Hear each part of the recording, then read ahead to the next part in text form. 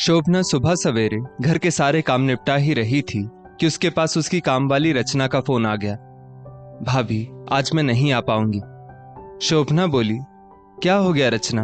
अभी तुमने 2 दिन पहले ही तो छुट्टी ली थी। रचना बोली, मेम साहब, छोटू को बुखार आ गया है, इसलिए मैं आज नहीं आ पाऊंगी, और अगर बुखार कल तक ठीक ना हुआ तो कल भी नहीं आऊंगी। शोभना बोली, कोई बात नहीं रचना, पहले बच्चा संभालो, छोटू ठीक हो जाए उसके बाद ही काम पर आना। शोभना चाय नाश्ता बनाकर पहले झाड़ू पोछा, फिर जूठे बर्तन साफ करने लगी। भाई अगर छुट्टी ले ले तो घर का काम बहुत बढ़ जाता है, और शोभना को फटाफट काम निपटाकर अपने मायके भी तो जाना था। घर के काम निपटाते निपटाते शोभना यही सोच रही थी कि पता नहीं आज मायके जाने को भी मिलेगा या नहीं। इतने में घर की डोरबेल बची। शोभना ने दरवाजा खोला तो सामने उसकी ननद संध्या और उसके बच्चे आए हुए थे।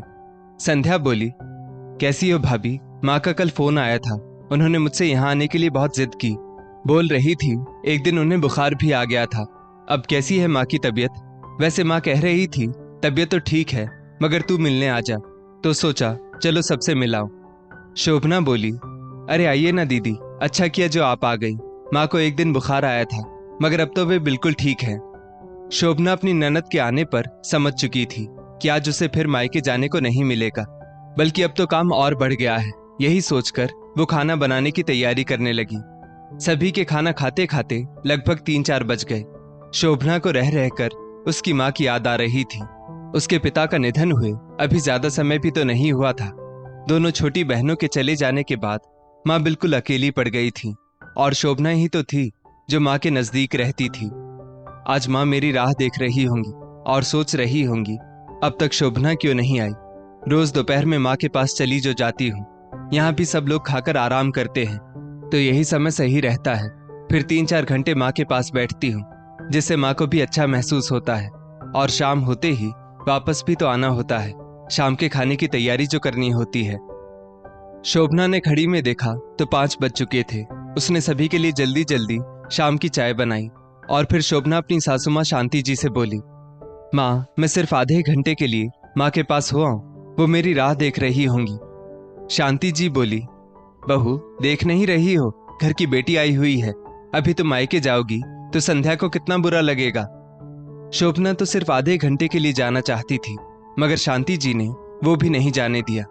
शोभना फिर से शाम के खाने की तैयारी में लग गई, मगर शोभना का दिल उसकी माँ के पास था। खाना बनाते बनाते शोभना अतीत में खो गई।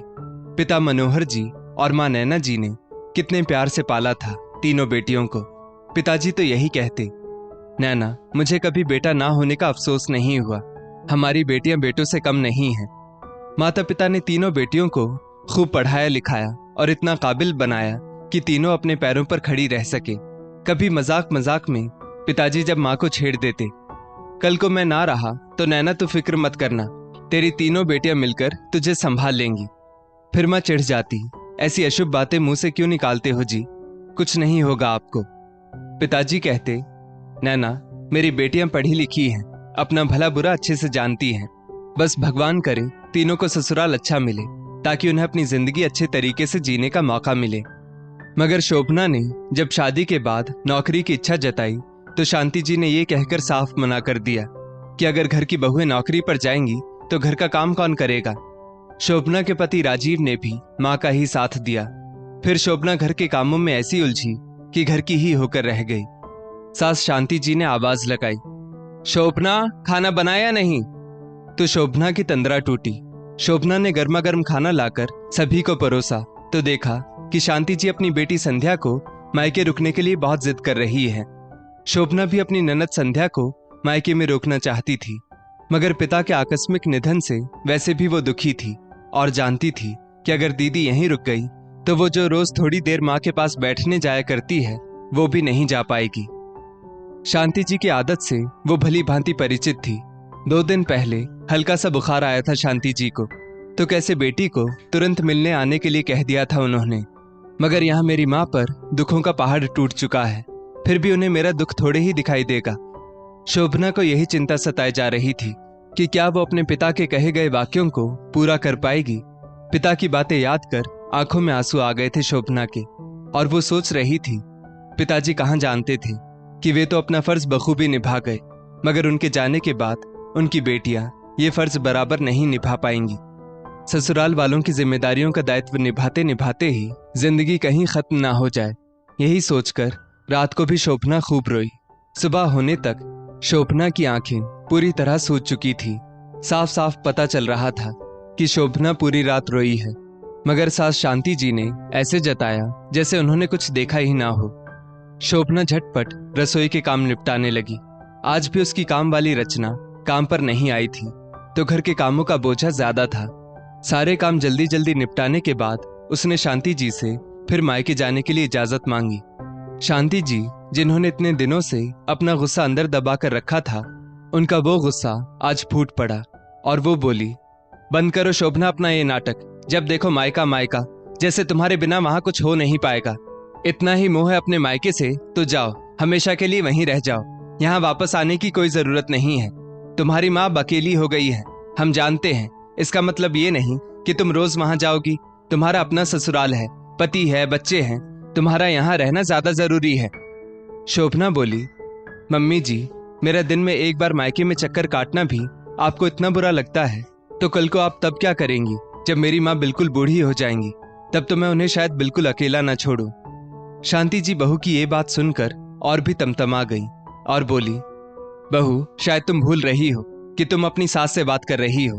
अपनी जन्म देने वाली माँ पर इतना ही तरस आ रहा है तो हमेशा उन्हीं के पास रहो, समझी? शोभना का मायका और ससुराल दोनों आधे किलोमीटर की दूरी पर ही थे, जिस वजह से शोभना कभी एक रात के लिए भी अपने मायके रुक नहीं पाती थी। शोभना की शादी को 15 वर्ष बीत चुके थे। जब भी उसके मायके में कुछ भी कार्यक्रम होता, शोभना बस उतनी देर के लिए ही मायके जा पाती। मायके में कभी ना कुछ हाथ बटा पाती और ना ही रुक कर दूसरी बहनों जैसे मजे कर पाती।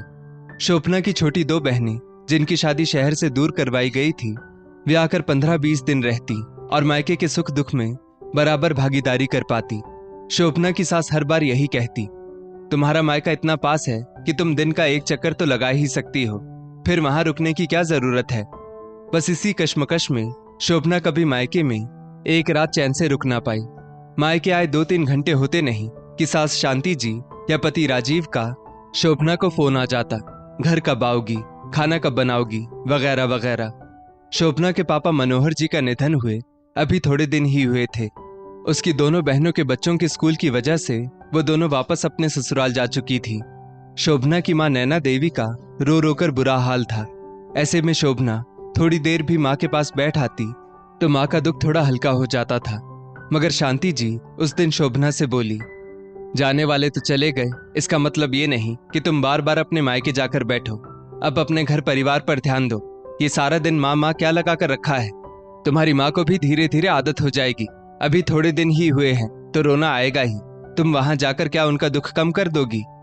शोभना जानती थी कि ऐसे समय में उसकी माँ को उसकी कितनी जरूरत है। ससुराल में सारा काम निपटा कर अगर वो 2 पल अपनी अकेली माँ के पास बैठ आए तो इसमें ऐसा क्या गुनाह हो जाएगा जो शांति जी ने उसे आज इतना सुना दिया था।